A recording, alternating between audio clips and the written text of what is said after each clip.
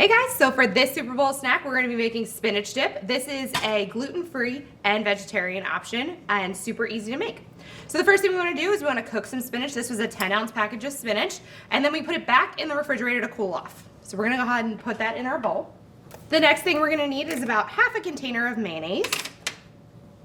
Then we're going to use about half a large container of sour cream or a small container of sour cream, depending on what you purchased. You could use Greek yogurt to make this a healthier alternative. And then we're going to use one package of Knorr vegetable soup mix. Dump that on top.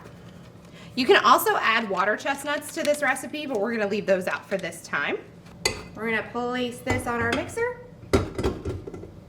Lock it in place. Put it down. Lock it in place and let it run for a minute. Okay, now that it's fully mixed, we're going to slightly pick it up a little bit just to clean off our beater.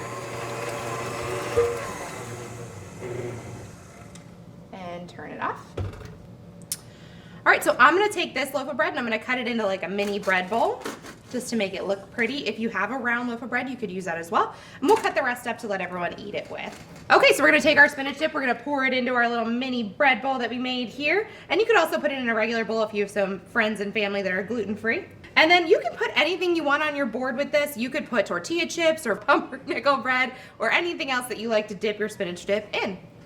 And enjoy. On behalf of RCTV and Springford, we want you to always remember to wash your hands and clean all surfaces when handling food. And always, go birds.